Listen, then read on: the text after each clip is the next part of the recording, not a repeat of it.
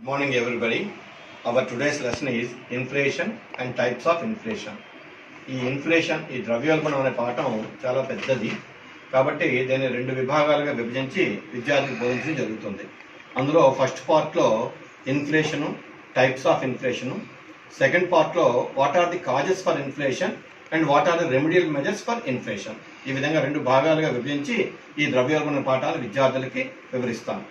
అయితే ప్రపంచంలో ప్రతి దేశంలోనూ కూడా ఈ ద్రవ్యోల్బణము లేదా ఆర్థిక మాంద్యము ఇలాంటి సమస్యలు అనేవి ఎదురవుతూనే ఉంటాయి. ఏ దేశంలో కూడా సాధారణంగా ఆర్థిక స్థిరత్వం ఉంటుంది అనుకోవడానికి లేదు. అలాగే ఆర్థిక స్థిరత్వం ఉంటే చాలా హ్యాపీగా ఉంటుంది, కానీ వ్యాపార చక్రాలు రావడం అనేది సర్వసాధారణంగా జరుగుతూ ఉంటుంది. ముఖ్యంగా పెట్టుబడిదారీ ఆర్థిక వ్యవస్థల్లో వ్యాపార చక్రాలు సహజంగా వస్తూ ఉంటాయి. కారణం ఏంటి అంటే అక్కడ ఆర్థిక కార్యకలాపాలన్నీ కూడా ధరల యంత్రాంగం ద్వారా జరుగుతూ ఉంటాయి. ప్రభుత్వం యొక్క నియంత్రణ తక్కువగా ఉంటుంది కాబట్టి పెట్టుబడిదారీ ఆర్థిక వ్యవస్థలో వ్యాపార చక్రాలు రావడం అనేది సర్వసాధారణంగా జరుగుతూ ఉంటుంది. కానీ ఈ మధ్యకాలంలో ముఖ్యంగా 20వ శతాబ్దం దగ్గర నుంచి ఏమైందంటే ప్రపంచంలో అనేక దేశాల మధ్య వర్తక వాణిజ్య వ్యాపార సంబంధాలు ఏర్పడడం వల్ల ఒక దేశంలో వ్యాపార చక్రాలు ఏర్పడితే దాని యొక్క ప్రభావం క్రమేణా అన్ని దేశాలకు కూడా వ్యాపిస్తూ ఉంటుంది. అంటే అది ద్రవ్యోల్బణం కావచ్చు, ప్రతి ద్రవ్యోల్బణం కావచ్చు. మరి భారతదేశం వంటి దేశాల్లో మనం ఇండిపెండెన్స్ వచ్చిన దగ్గర నుంచి నేటి వరకు చూస్తూ ఉంటే ఎక్కువగా ద్రవ్యోల్బణ పరిస్థితులు మనకు కనిపిస్తున్నాయి. ఏదో తాత్కాలికంగా ఈ కరోనా ఎఫెక్ట్ వలన ఇలాంటి వాటి వలన ఏమైనా ప్రతి ద్రవ్యోల్బణ ఛాయలు కనబడుతున్నాయి తప్పించి యాక్చువల్గా మన దేశంలో ధరల స్థాయి పెరగడమే చూస్తూ ఉన్నాం. అటువంటి పెరిగే స్థితిని మనం ఏమిటంటే ద్రవ్యోల్బణము. కాబట్టి ఇవాళ మన పాఠ్యాంశం ఏంటి అంటే ద్రవ్యోల్బణం అంటే ఏమిటి, ద్రవ్యోల్బణానికి ఆర్థికవేత్తలు ఏ రకంగా నిర్వచనాలు ఇచ్చారు, తర్వాత ద్రవ్యోల్బణంలో ఉండే రకాలు ఏమిటి అని. ఈ ద్రవ్యోల్బణాన్ని ఆర్థికవేత్తలు రకరకాల దృక్కోణాలను చూశారు. కొంతమంది ఏమిటంటే ద్రవ్య సప్లైలో వచ్చే పెరుగుదల వల్లనే ధరల స్థాయి ప్రభావితం అవుతుందని, దానివల్ల ద్రవ్యోల్బణం ఏర్పడుతుందని కొంతమంది అంటారు. కీన్స్ వంటి ఆర్థికవేత్తలు ఏమంటారంటే సమిష్టి డిమాండ్ సమిష్టి సప్లై కన్నా ఎక్కువైపోవడం వల్ల ధరల స్థాయి పెరిగిపోయి ఆర్థిక వ్యవస్థలో ద్రవ్యోల్బణం ఏర్పడుతుంది కీన్స్ తరగతి అభిప్రాయం. ఇలాగ ఆర్థికవేత్తల భిన్నాభిప్రాయాలు ఉన్నాయి. ఏదేమైనప్పటికీ కూడా ద్రవ్యోల్బణం అనేది ఇంచుమించు అన్ని దేశాల్లోనూ, అంటే అభివృద్ధి చెందిన దేశాల్లోనూ అభివృద్ధి చెందుతున్న దేశాల్లోనూ సర్వసాధారణంగా కనబడే విషయం. అయితే ధరల స్థాయిలో వచ్చే పెరుగుదల ఓ మాదిరిగా ఉంటే పర్వాలేదు. అది ఏ వాకింగ్ ఇన్ఫ్లేషనో క్రీపింగ్ ఇన్ఫ్లేషన్ అయితే పర్వాలేదు, కానీ అది ఏ రన్నింగ్ ఇన్ఫ్లేషనో లేదా గ్యాలపింగ్ ఇన్ఫ్లేషనో కానీ అయితే అప్పుడు ప్రజల యొక్క జీవితంలో పెను మార్పులు సంభవిస్తూ ఉంటాయి. దానివల్ల ఏమవుతుందంటే ప్రజల యొక్క జీవన ప్రమాణాలు పడిపోయి ప్రజలు ఆర్థికంగా బాగా కుంగుబాటుకు గురైపోతూ ఉంటారు. అంటే ద్రవ్యోల్బణం అనేది ఉండాలి, నామమాత్రంగా ధరల స్థాయిలో పెరుగుదల ఉండాలి. ఎందుకంటే ధరల స్థాయిలో నామమాత్రమైన పెరుగుదల కూడా లేకపోతే ఉత్పత్తిదారులు లేదా ఉద్యమదారుల మధ్య పెద్దగా ఉత్సాహం ఉండదు. అంచేత వాళ్ళు ఏమనుకుంటారంటే ధరలు కొద్దిగా అయినా పెరగాలి, దానివల్ల మన యొక్క మొత్తం రాబడి పెరుగుతుంది, లాభాలు పెరుగుతాయని వాళ్ళు ఎప్పుడు ఆశిస్తారు. కానీ ధరల స్థాయిలో వచ్చే పెరుగుదల చాలా విపరీతంగా అనూహ్యంగా ఉంటే మాత్రం ఏమవుతుంది అంటే దాని యొక్క ఎఫెక్ట్ మొత్తం ఆర్థిక వ్యవస్థ అంతా పైన పడి ప్రజలు బాగా ఇబ్బందులకు గురవుతూ ఉంటారనమాట. అంచేత ద్రవ్యోల్బణం అనేది గురించి మనం ఆలోచించినప్పుడు ఏదో ఒక వినియోగ వస్తువులకో, ఏ ఉత్పాదక వస్తువులకో లేదా ఉత్పత్తి కారకాల ధరలకో ఏదో ఒక దాని గురించి మాత్రమే కాదు, మొత్తం ఎకానమీ అంతా గురించి ఆలోచించాలి. ఎందుకంటే అక్కడ వస్తువులకి ధరలు పెరుగుతూ ఉంటాయి, సేవలకి ధరలు పెరుగుతూ ఉంటాయి, ఉత్పత్తి కారకాలకి ధరలు పెరుగుతూ ఉంటాయి, బులియన్ మార్కెట్ ఎఫెక్ట్ అవుతూ ఉంటుంది. మొత్తం ఎకానమీలో జనరల్ ప్రైస్ లెవెల్ కానీ పెరిగిపోతూ ఉంటే దాన్ని మనం ద్రవ్యోల్బణం అంటూ ఉంటాం. కానీ కొంతమంది ఏమనుకుంటారంటే ద్రవ్యోల్బణం అంటే ఏదో ఒకసారి తాత్కాలికంగా పెరగవచ్చు ధరలు. ఉదాహరణకి ఏదో ప్రకృతి వైపరీత్యాలు ఏర్పడి దేశంలో సప్లై బాగా తగ్గిపోవడం వల్ల ఆ 1 or 2 years ద్రవ్యోల్బణం ధర పెరిగిపోవచ్చు. దాన్ని ఎకనామిక్స్ లో మనం ద్రవ్యోల్బణం అన్నాం. ద్రవ్యోల్బణం అంటే ఏంటంటే a continuous and sustained increase in the general price level అంటారు. అంటే సాధారణ ధరల స్థాయి అది నిరవధికంగా పెరుగుతూ ఉండాలి. ఒకసారి ఫ్లక్చువేషన్స్ ఉండొచ్చు, ఒకసారి ధరలు పెరగొచ్చు, మళ్ళీ పడిపోవచ్చు, ఇలా జరుగుతూ ఉంటాయి. కానీ యావరేజ్ గానే మనం తీసుకుంటే for example 5 years co 10 years కో మనం తీసుకుంటే ఆ ధరల స్థాయిలో పెరుగుదల సూచించే రేఖ అప్వర్డ్ టెండెన్సీ కానీ చూపిస్తే అప్పుడు దేశంలో ద్రవ్యోల్బణం ఉన్నట్టు లెక్క అనమాట. కాబట్టి ద్రవ్యోల్బణాన్ని గురించి ఆలోచించినప్పుడు ఒక వస్తువుకి ధర పెరిగిందనో లేదా ఒక రంగంలో ధరలు పెరిగాయనో లేదా స్వల్పకాలంలో ధరలు పెరిగాయనో మనం ఆలోచించకూడదు. అన్ని విషయాలు పరిగణలోకి తీసుకొని ధరల స్థాయి ఎలా పెరుగుతుందో చూడాలన్నమాట. ఆ పాఠ్యాంశమే ఈరోజు మన ద్రవ్యోల్బణము. సో ఇక్కడ ద్రవ్యోల్బణంలో రకాలు. Inflation is one of the most crucial micro economic problem for most of the countries of the world.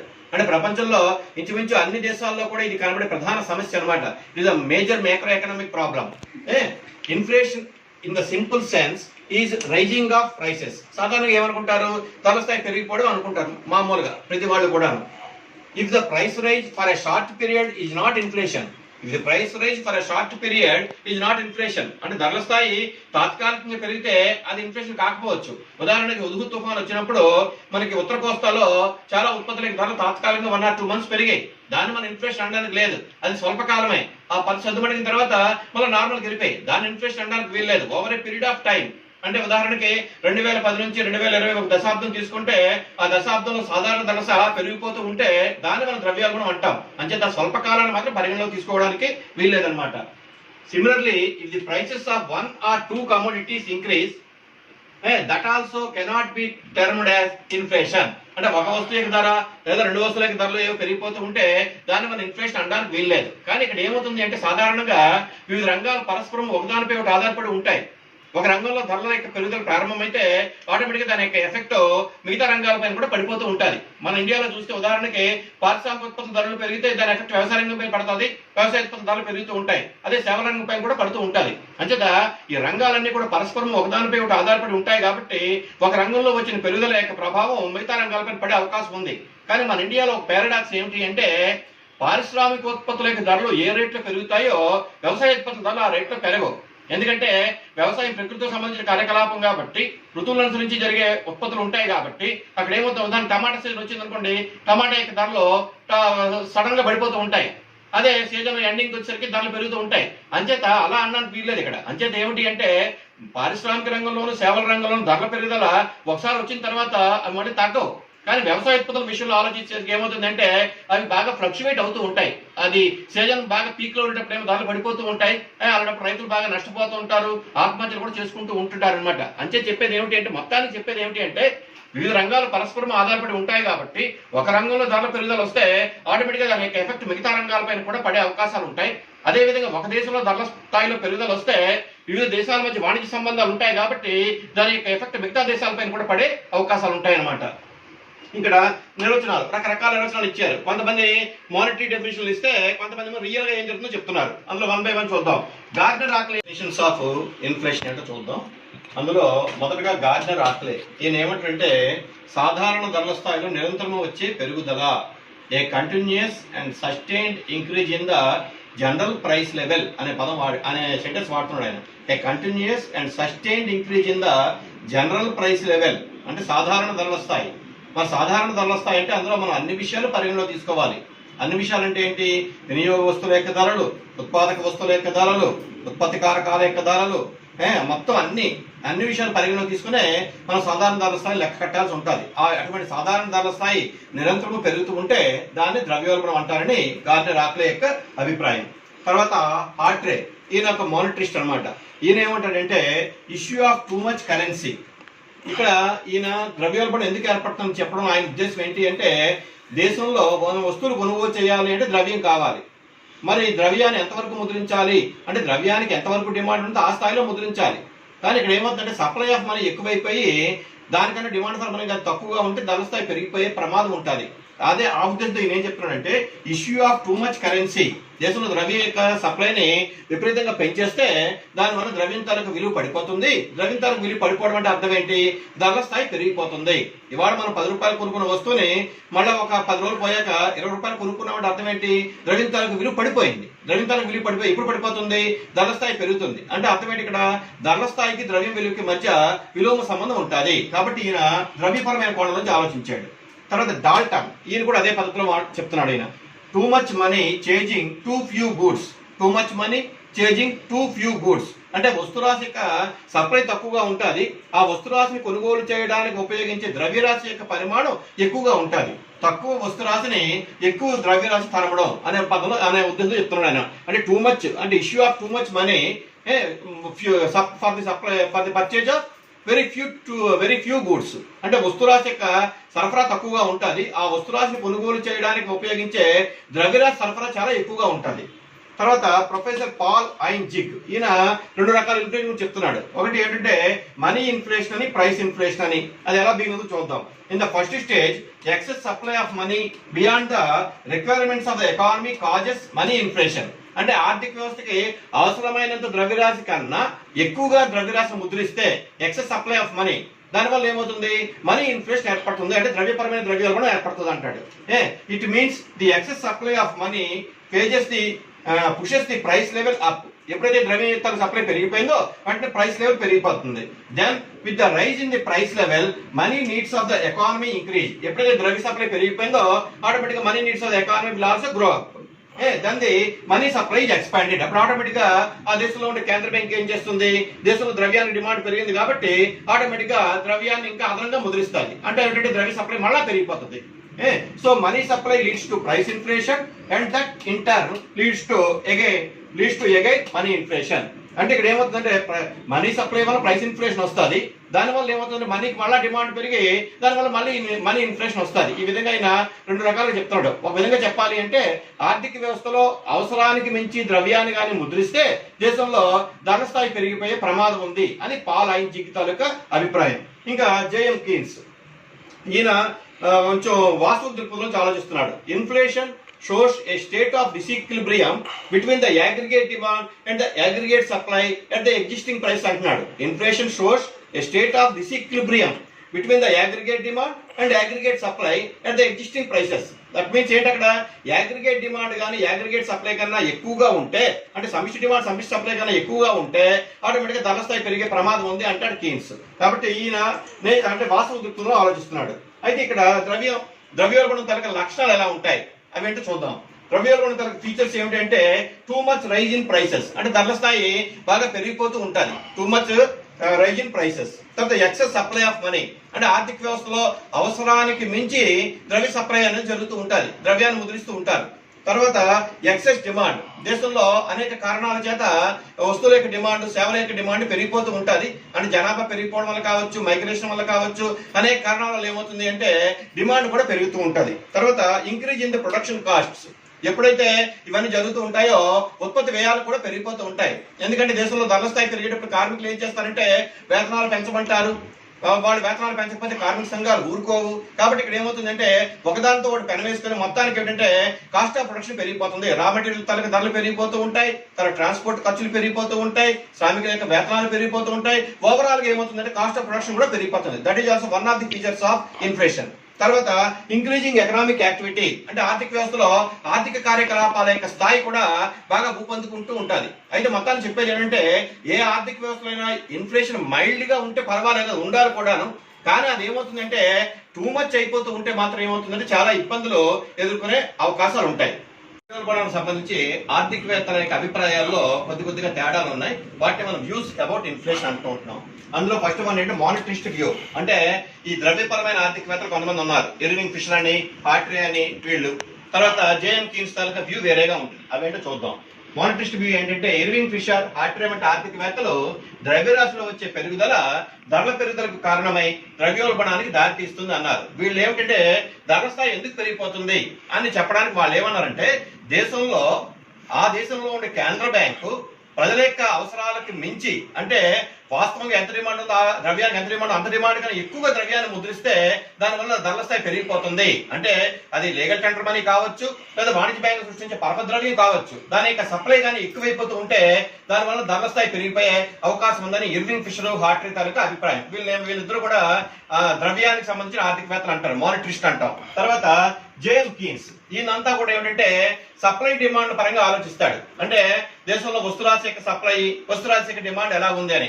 ఈయనంతా కూడా ఎక్సెస్ డిమాండ్ వ్యూ, అంటే ఆర్థిక వ్యవస్థలో డిమాండ్ తాలూకా పరిమాణం బాగా ఎక్కువైపోతూ ఉంటే అది సమిష్టి డిమాండ్, పరిమాణం ఎక్కువైపోతూ ఉంటే ధరల స్థాయి పెరిగే అవకాశం ఉంది అంటాడు. కాబట్టి ఈయన ఇప్పుడు కూడా disequilibrium between the aggregate demand and aggregate supply పరంగా చెప్తాడు ఆయన. ఒకవేళ డిసీక్విలిబ్రియం వచ్చింది అనుకోండి, అంటే if the aggregate demand is not equal to aggregate supply అయినప్పుడు ఏమవుతుంది, it may lead to either inflation or sometimes it may lead to depression లేదా డిఫ్లేషన్, ఏదైనా జరగవచ్చు.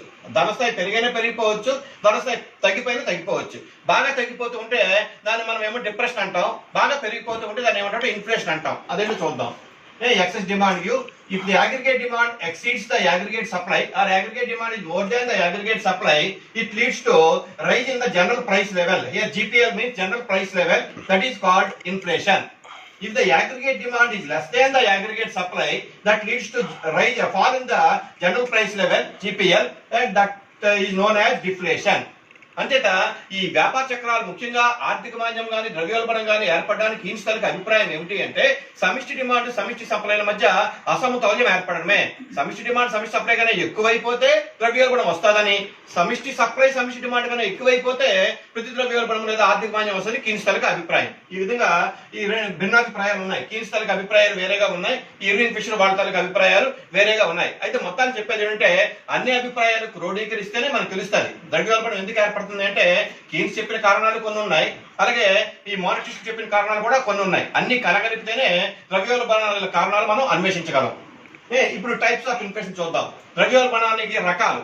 ఈ రకాలు ఏమిటి అంటే ధరల స్థాయిలో వచ్చే పెరుగుదల అది ఎలా మైల్డ్ గా ఉందా, లేదా ఫాస్ట్ గా ఉందా, లేదా అబ్నార్మల్ గా ఉందా అనే దాన్ని బట్టి రకరకాల పేర్లు వచ్చాయి. వాటిని మనం క్రీపింగ్ ఇన్ఫ్లేషన్ అని, వాకింగ్ ఇన్ఫ్లేషన్ అని, రన్నింగ్ ఇన్ఫ్లేషన్ అని, గ్యాలపింగ్ ఇన్ఫ్లేషన్ అని, సప్రెస్డ్ ఇన్ఫ్లేషన్ అని ఇలా రకరకాలుగా చెప్తూ ఉంటాం. అవేంటో 1 by 1 చూద్దాం. ఫస్ట్ వన్ ఏంటంటే క్రీపింగ్ ఇన్ఫ్లేషన్. ఇక్కడ ఏంటంటే price rise by not more than 3% per annum. అంటే ధరల స్థాయిలో వచ్చే పెరుగుదల సంవత్సరానికి లేదా వార్షిక పెరుగుదల 3% వరకు ఉంటే దాన్ని ఏమంటే క్రీపింగ్ ఇన్ఫ్లేషన్ అంటాం. అది పెద్ద ప్రమాదకారి కాదు, అది ఉండాలి కూడా. కారణం ఏమిటంటే ఉత్పత్తిదారులు ఎప్పుడు కూడా ధరల స్థాయికి పెరగాలని కోరుకుంటారు లాభాల కోసం. కాబట్టి mild increase in the general price level that is up to 3% is very good. Next walking inflation. దీనే నడుస్తున్న ద్రవ్యోల్బణం అంటాం తెలుగులో. ఇదేంటంటే price rise is about 3 to 4% per annum. ఇది కూడా పర్వాలేదు. అంటే ధరల స్థాయిలో పెరుగుదల వార్షిక పెరుగుదల 3 నుంచి 4% వరకు ఉంటే దాన్ని వాకింగ్ ఇన్ఫ్లేషన్ అంటాం. రన్నింగ్ ఇన్ఫ్లేషన్ అంటే ఇది పరిగెడుతున్న ద్రవ్యోల్బణం అంటాం. If the price rise is about 10 to 20% per Yanam.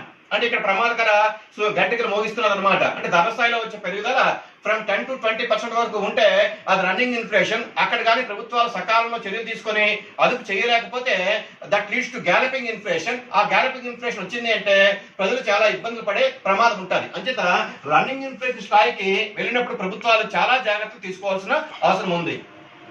Galloping inflation, దీన్ని హైపర్ ఇన్ఫ్లేషన్ కూడా అంటారు. తెలుగులో దౌడు తీస్తున్న ద్రవ్యోల్బణము. దౌడు తీయడం అంటే గుర్రం పైన మనం స్వారీ చేస్తే ఎంత ఫాస్ట్ గా వెళ్ళిపోతుంది, మంచి గుర్రం అయితే ఎంత ఫాస్ట్ గా వెళ్ళిపోతుందో ఇక్కడ ధరల స్థాయిలో వచ్చే పెరుగుదల అంత ఫాస్ట్ గా ఉంటుందని.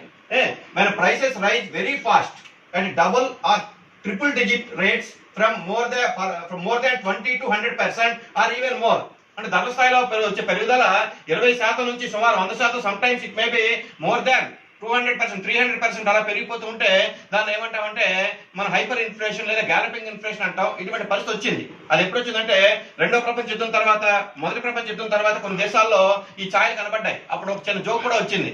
బాస్కెట్ ఆఫ్ కరెన్సీ పట్టుకెళ్తే, బాస్కెట్ ఆఫ్ కరెన్సీ అంటే ఒక బ్యాగ్ నిండా మన కరెన్సీ నోట్లు పట్టుకెళ్తే బాస్కెట్ ఆఫ్ గూడ్స్ వచ్చేవి కాదట. అంటే ద్రవ్యంతలకు విలువ ఎంత దారుణంగా ఉందో చూడొచ్చు. ఒకసారి ఒక దేశంలో ఏమైందంటే ద్రవ్యంతలకు విలువ పడిపోతే ఆ నోట్స్ తలకు డినామినేషన్ మార్చారట. అదేంటంటే ఉదాహరణకి 10 రూపీస్ నోట్స్ కి వాల్యూ లేనప్పుడు ఏమవుతుంది అంటే స్టార్టింగ్ విత్ 1000 రూపీస్ నోట్స్, 1000, 10,000 అలాగనమాట. అంటే అక్కడ ఏమవుతుంది వాల్యూ ఆఫ్ మనీ పూర్తిగా పడిపోయినట్లు లెక్క అనమాట. అలాంటి పరిస్థితి ఏమంటే గ్యాలపింగ్ ఇన్ఫ్లేషన్ అంటాం. అది చాలా డేంజరస్ సిచ్యువేషన్. మరి ఇలాంటి పరిస్థితి ఎప్పుడు ఏర్పడింది అంటే జర్మనీలో ఆఫ్టర్ ఫస్ట్ వరల్డ్ వార్, జర్మనీలో మొదటి ప్రపంచ యుద్ధం తర్వాత ఇలాంటి పరిస్థితి కనబడింది. తర్వాత చైనాలో ఆఫ్టర్ సెకండ్ వరల్డ్ వార్ ఇటువంటి పరిస్థితి గ్యాలపింగ్ ఇన్ఫ్లేషన్ చైనాలోను జర్మనీలోను కనబడింది. అఫ్కోర్స్ మన ఇండియాలో ఇటువంటి పరిస్థితి పెద్దగా లేదు, కానీ కొన్ని దేశాలు మాత్రం సఫర్ అయ్యాయి. మరి గ్యాలపింగ్ ఇన్ఫ్లేషన్ ఉన్నప్పుడు ప్రభుత్వాలు అతి తీవ్రంగా వెంటనే చర్యలు తీసుకోకపోతే ఆర్థిక వ్యవస్థలో చాలా ప్రమాద గంటికలు మోగించే ప్రమాదాలు ఉంటాయి. అంటే సప్రెస్డ్ ఇన్ఫ్లేషన్. సప్రెస్ అంటే అణిచిపెట్టబడిన ద్రవ్యోల్బణము. ఇక్కడ ఏమవుతుందంటే ధరల స్థాయి పెరుగుతుందని ప్రభుత్వానికి ఏమాత్రం అనిపించినా వెంటనే గవర్నమెంట్ ఏం చేస్తుంది, రేషనింగ్ పెడతాది లేదా ధరలపైన నియంత్రణ విధిస్తుంది. బ్లాక్ మార్కెట్ అదుపు చేయడానికి చర్యలు తీసుకుంటుంది. అలా చర్యలు తీసుకోవడం వల్ల ఏమవుతుందంటే ధరల స్థాయి అదుపులో ఉండడానికి అవకాశాలు ఉంటాయి. ఒకసారి ఏంటంటే వ్యాపారస్తులు ఏం చేస్తారంటే అధిక లాభాలు ఆశించి సరుకును బ్లాక్ చేస్తారు. నేచురల్ స్కేర్సిటీ ఉండదు, అక్కడ ఆర్టిఫిషియల్ గా స్కేర్సిటీ క్రియేట్ చేస్తారు.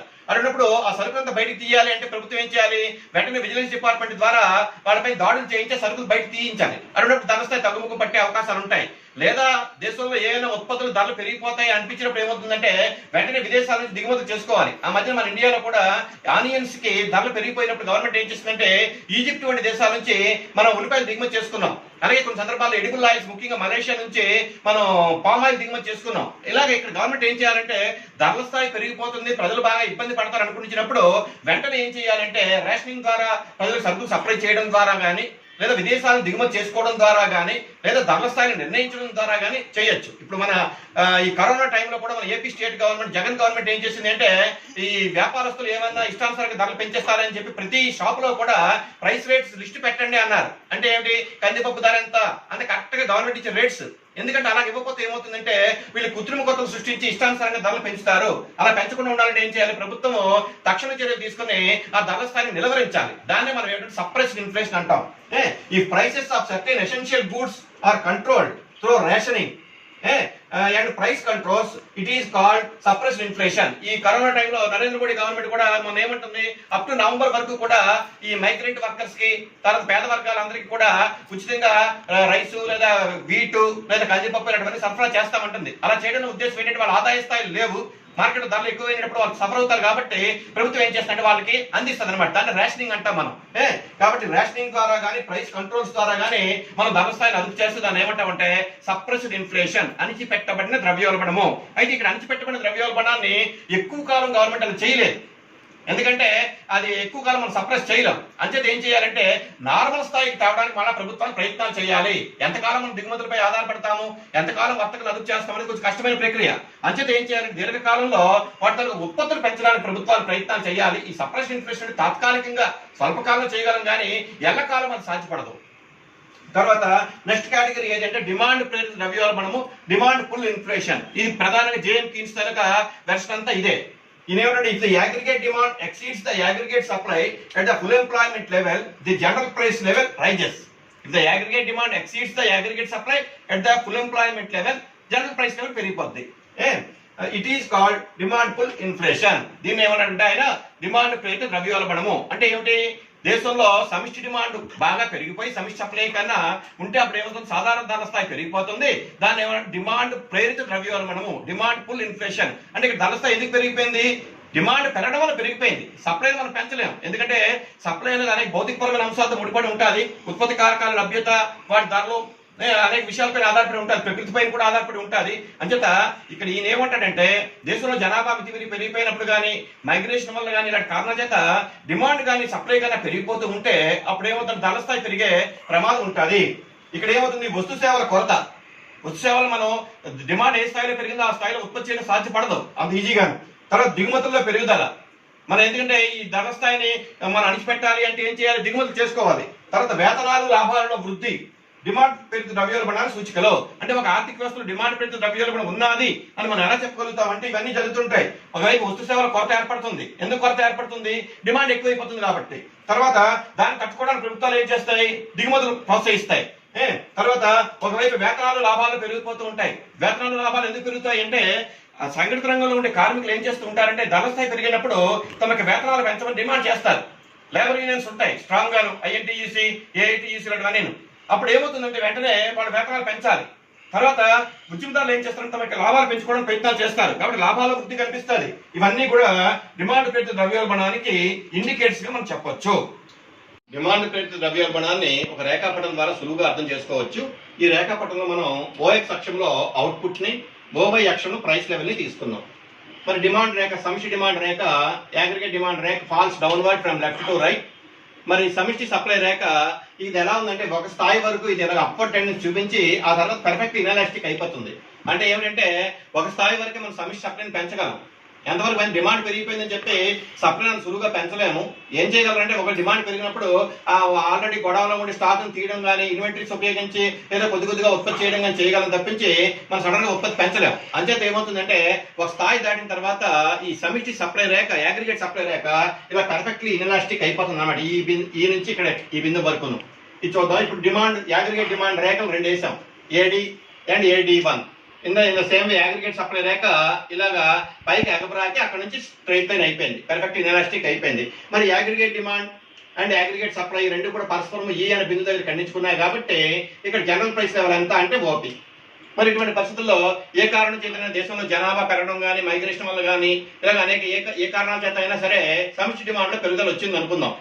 సమిష్టి డిమాండ్ పెరిగితే ఇప్పుడు అంటే ప్రజల యొక్క ఆదాయాలు పెరిగినా వాళ్ళు ఎక్కువగా వస్తువులు డిమాండ్ చేస్తూ ఉంటారు. అలా సమిష్టి డిమాండ్ పెరిగితే ఏమవుతుంది, సమిష్టి డిమాండ్ రేఖ అప్వర్డ్ షిఫ్ట్ అవుతుంది. సో కొత్త సమిష్టి డిమాండ్ రేఖ ఏది అంటే ఏడి1. మరి కొత్త సమిష్టి డిమాండ్ రేఖ ఏడి1 ఈ సమిష్టి సప్లై రేఖ ఏఎస్ రెండు కూడా ఈవన్ అనే బిందు దగ్గర ఖండించుకున్నాయి. దీనివల్ల ఏమైందంటే సప్లైని మనం మార్చలేకపోయాం కాబట్టి వెంటనే ధరల స్థాయి, సాధారణ ధరల స్థాయి ఓపీ నుంచి OP1 కు పెరిగిపోయింది. కాబట్టి ఇక్కడ సాధారణ ధరల స్థాయిలో పెరుగుదల దేనివల్ల వచ్చింది అంటే సమిష్టి సప్లైని మనం పూర్తిగా అది మార్చలేకపోయాం. సమిష్టి డిమాండ్ పెరుగుదల రావడం వల్ల సాధారణ ధరల స్థాయి ఓపీ నుంచి OP1 కు పెరిగిపోయింది. ఇది Keynes taluka opinion. Prices raised from OP to OP1 due to increase in aggregate demand. అంటే సమిష్టి డిమాండ్ పెరుగుదల రావడం వల్ల ధరల స్థాయి పెరిగింది. సమిష్టి సప్లైని మనం కొద్ది వరకే పెంచగలం కానీ ఆ స్థాయి పెంచలేకపోయాం కాబట్టి ధరల స్థాయి పెరిగిపోయింది. దీన్ని ఏమన్నారు, డిమాండ్ ప్రేరిత ద్రవ్యోల్బణం అన్నారు. ఇంకా రెండో వెరైటీ ఏది అంటే కాస్ట్ పుష్ లేదా సప్లై ఇన్ఫ్లేషన్. మరొక యాంగిల్ చూద్దాం, ఎందుకంటే రెండు కూడా చూడాలి, డిమాండ్ సైడ్ సప్లై సైడ్ కూడా చూడాలి. కాబట్టి రెండోది ఏంటంటే కాస్ట్ పుష్ ఇన్ఫ్లేషన్, వ్యయ ప్రేరిత ద్రవ్యోల్బణము. ఇది సాధారణంగా ఎందుకు వస్తుందంటే ఆర్థికవేత్తలు శ్రామికుల యొక్క వేతనాలు పెరగడం వల్ల, ఉత్పత్తి వ్యయం పెరగడం వల్ల వ్యయ ప్రేరిత ద్రవ్యోల్బణం వస్తుంది. When prices are pushed up due to increase in the cost of production, it is called as cost push inflation or supply side of inflation. అంటే ధరల స్థాయిలో వచ్చే పెరుగుదల వేతనాల్లో వచ్చే పెరుగుదల వల్ల కానీ ఏర్పడితే దాన్ని వ్యయ ప్రేరిత ద్రవ్యోల్బణం లేదా సప్లై సైడ్ ఆఫ్ ఇన్ఫ్లేషన్ అంటూ ఉంటారు. అయితే ఇక్కడ ఎందుకు ఇలా జరుగుతుంది? సాధారణంగా ఏమవుతుందంటే ధరల స్థాయి పెరిగినప్పుడు కార్మికులు ఏం చేస్తారంటే తమ యొక్క జీవన ప్రమాణాలు నిలబెట్టుకోవడానికి ఆయా యాజమాన్యాల పైన కానీ, ప్రభుత్వోద్యోగులు అయితే ప్రభుత్వం పైన కానీ ఒత్తిడి తెస్తూ ఉంటారు. ఏమిటి అంటే కరువు బత్యాలు ఇవ్వండి, మా యొక్క వేతనాలు పెంచండి, ఇవన్నీ.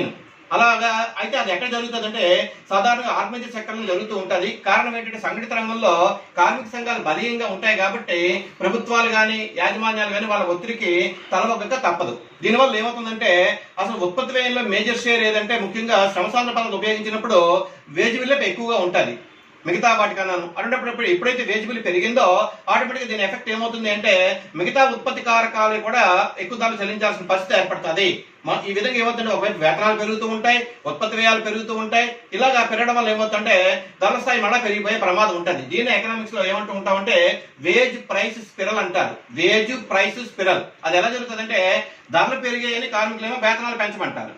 వేతనాలు పెరిగాయి కదా, దానివల్ల ఉత్పత్తి వ్యయం పెరుగుతుంది కాబట్టి ఈ సంస్థలు ఏం చేస్తాయంటే తాము ఉత్పత్తి చేసే వస్తువుల యొక్క ధరలు పెంచుతాయి.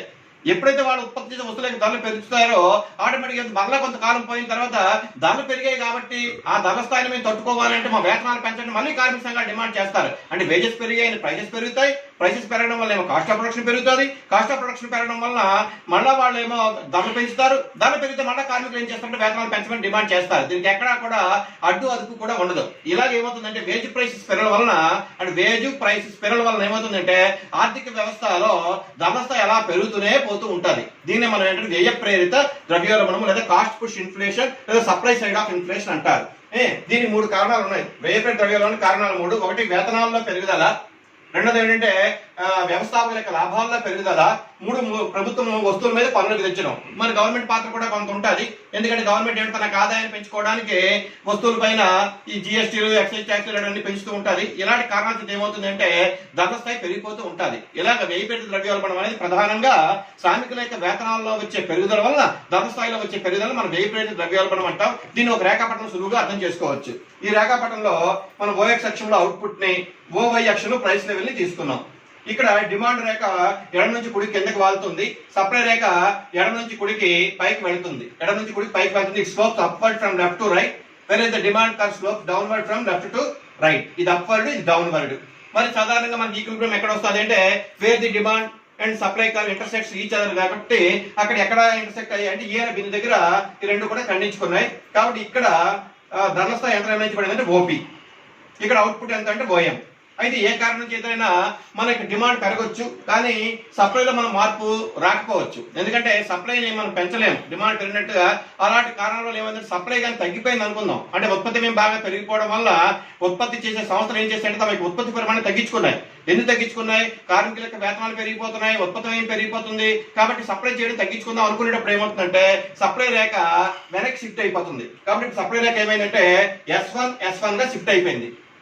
ఇప్పుడు ఏమైంది? డిమాండ్ రేఖ DD, కొత్త సప్లై రేఖ S1 రెండు కూడా E1 అనే బిందువు దగ్గర ఖండించుకున్నాయి. కాబట్టి ఇక్కడ ధరల స్థాయి ఎంత నిర్ణయించబడిందంటే OP1. అంటే ధరల స్థాయి ఇక్కడ ఏమైంది? OP నుంచి OP1 పెరిగింది. ఎందుకు ధరల స్థాయి పెరిగింది అంటే సప్లై యొక్క పరిమాణాన్ని పెంచలేకపోయారు కాబట్టి, అంటే సప్లై తగ్గిపోయింది కాబట్టి ఇక్కడ ధరల స్థాయి పెరిగిపోయింది. కాబట్టి వ్యయ ప్రేరిత ద్రవ్యోల్బణం ఎందుకు వస్తుంది అంటే ప్రధానంగా కార్మిక సంఘాలు లేదా ఉద్యోగస్తులు వీళ్ళందరూ కూడా ఎక్కువ వేతనాలు డిమాండ్ చేయడం వల్ల ఉత్పత్తి వ్యయం పెరిగిపోయి దానివల్ల యాజమాన్యాలు లేదా ఉత్పత్తిదారులు తమ యొక్క సప్లైని తగ్గించుకునేటప్పుడు ఏమవుతుంది అంటే ఆటోమేటిక్ గా సప్లై తగ్గిపోయి డిమాండ్ ఎక్కువగా ఉంటుంది, దానివల్ల ధర స్థాయి పెరిగే ప్రమాదం ఉంటుంది. Cost push inflation arises as a result of increase in the production costs. Production cost అంటే ఉత్పత్తి వ్యయాలు పెరిగిపోతాయి. ఏమిటవి? హై వేజెస్, ఎక్కువ వేతనాలు ఇవ్వాలి. And rise in the cost of raw material అంటే ముడి పదార్థాలకు ధరలు పెరిగిపోతూ ఉంటాయి. అండ్ ట్రాన్స్పోర్ట్ కాస్ట్ ఇవన్నీ పెరిగిపోతూ ఉంటాయి. ఇవన్నీ పెరిగిపోవడం వల్ల ఏమవుతుందంటే సప్లై ఒకసారి తక్కువగా కనిపిస్తుంది డిమాండ్ పోలిస్తే, అన్నప్పుడు ధరల స్థాయి పెరిగే అవకాశాలు ఉంటాయి. ఈ విధంగా ద్రవ్యోల్బణాన్ని అనేక రకాలుగా మనం చూసాం. ఇవన్నీ ఈ మొదటివన్నీ కూడా ఏంటంటే ధరల స్థాయి ఏ రేట్లో పెరుగుతుందని ఇవన్నీ కూడా. కానీ ఇక్కడ demand pull inflation and cost push inflation ఇవి రెండు కూడా ద్రవ్యోల్బణానికి గల కారణాలు వివరిస్తున్నాయి. ఇది ఏం చెప్తుంది అంటే డిమాండ్ ఎక్కువైపోయి సమిష్టి డిమాండ్ సమిష్టి సప్లై కానీ ఎక్కువైపోవడం వల్ల ధర స్థాయి పెరుగుతుంది ఇది చెప్తుంది డిమాండ్ ప్రేరిత ద్రవ్యోల్బణము. ఈ వ్యయ ప్రేరిత ద్రవ్యోల్బణం మనకి ఏం చెప్తుంది అంటే శ్రామికుల యొక్క వేతనాల్లో వచ్చే పెరుగుదల వల్ల ధర స్థాయి పెరిగిపోతుందని వ్యయ ప్రేరిత ద్రవ్యోల్బణం చెప్తుంది. మొత్తానికి రెండు కూడా ద్రవ్యోల్బణానికి గల కారణాలు వివరిస్తున్నాయి. ఇది ఇవే కాకుండా మన నెక్స్ట్ లెసన్ లో ద్రవ్యోల్బణానికి గల ప్రధాన కారణాలు ఏమిటి అంటే ద్రవ్యోల్బణం ఎందుకు ఏర్పడింది? డిమాండ్ ఎక్కువైపోయింది, సప్లై తక్కువైపోయింది. కాబట్టి డిమాండ్ ప్రభావితం చేసే అంశాలు ఏమిటి, సప్లైని ప్రభావితం చేసే అంశాలు ఏమిటో చూడాలి. అది అయిపోయిన తర్వాత ద్రవ్యోల్బణాన్ని ఎలా నివారించాలి, what are the remedial measures to inflation అంటే how to control the inflation. దానికి మానిటరీ మెజర్స్ ఉంటాయి, ఫిజికల్ మెజర్స్ ఉంటాయి, ఇవన్నీ రేషనింగ్ ఇవన్నీ కూడా ఉంటాయి. అవన్నీ కూడా ఈ పాఠ్యాంశం పెద్దదైపోయింది కాబట్టి రెండో భాగంలో విద్యార్థులకి వివరించడం జరుగుతుంది. మీకు ఈ పాఠాలన్నీ కూడా డిగ్రీ లెవెల్లో 4th సెమిస్టర్ లో వస్తాయి. పీజీ లెవెల్లో కూడా చాలా ఉపయోగకరమైన పాఠాలు ఇవన్నీ కూడా. ప్రధానంగా ఇవన్నీ core subjects, micro economics and micro economics. These all these topics are very useful to the NET, SLET and further ASET examinations అన్నిటి కూడా. విద్యార్థులు ఈ పాఠ్యాంశాలు అన్ని కూడా క్షుణ్ణంగా 1 by 1 కేర్ఫుల్ గా కానీ వాళ్ళు చదివితే మంచి ర్యాంకులు వచ్చే అవకాశాలు ఉంటాయి. Thank you one and all.